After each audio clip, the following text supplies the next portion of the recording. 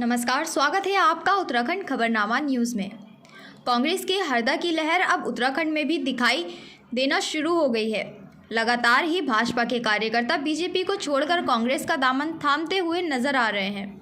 लालकुआं विधानसभा में शुक्रवार को हरीश रावत की अध्यक्षता में 56 भाजपाइयों ने व 2 सपा कार्यकर्ताओं ने अपनी पार्टी को त्याग कर कांग्रेस का दामन थाम लिया।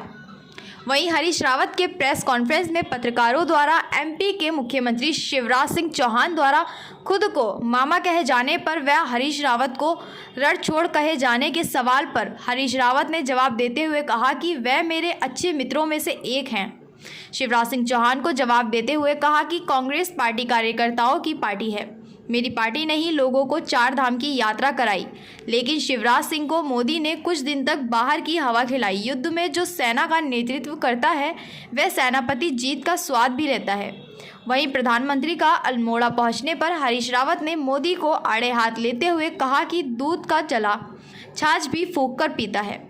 वहीं उत्तराखंड की पूरी जनता उनके डबल इंजन की सरकार की पूरी रूपरेखा देख चुकी है और उनके कार्यों से भी असंतुष्ट होती हुई नजर दिखाई दे रही है। वहीं भाजपा के द्वारा इस पर सर आपकी क्या प्रतिक्रिया है?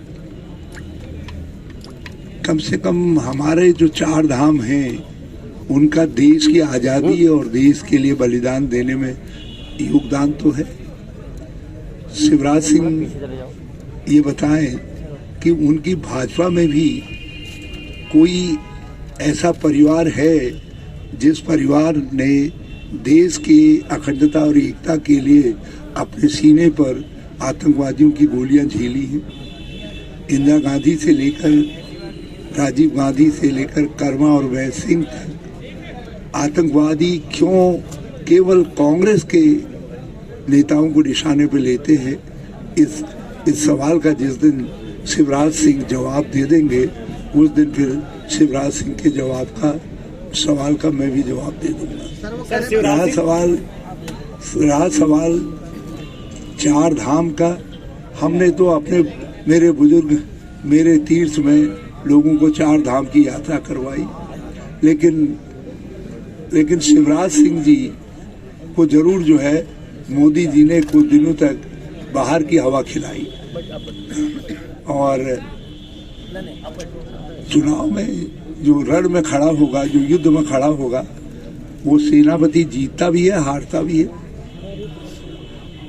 अच्छा, यदि नेपोलियन शत्रु युद्ध हार गया तो नेपोलियन नहीं रहा। क्या वाशिंगटन हारते गए तो वो जनरल नहीं रहे? अटल बिहारी वाजपेयी जी चुनाव हार गए, क्या वो अटल बिहारी वाजपेयी नहीं रहे? तो चुनावी हार से व्यक्ति के कद का या व्यक्ति की उपयोगिता का आकलन ये बहुत सरलीकरण है और बहुत सस्ती टिप्पणी है। दूध का जला छाछ भी फूंक फूंक करके पीता है और उत्तराखंड के लोग मोदी जी के डबल इंजन के कंसेप्ट से जले हुए हैं। तो इस समय वो कुछ भी कहेंगे, उनकी बात का कोई असर नहीं पड़ने जा रहा है।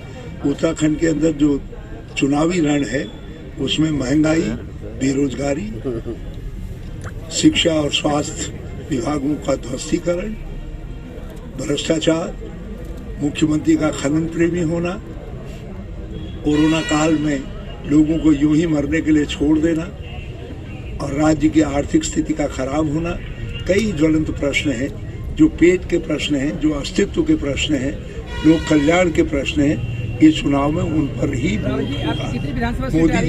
मोदी जी कोशिश कर रहे हैं अपने पिच पर लोगों को खेलने के लिए ले जाने की, मगर मोदी जी ये समझ रहे काट की हड्डियां बार बार नहीं चढ़ती है और हम उनके पिच पर नहीं खेलने जा रहे हैं।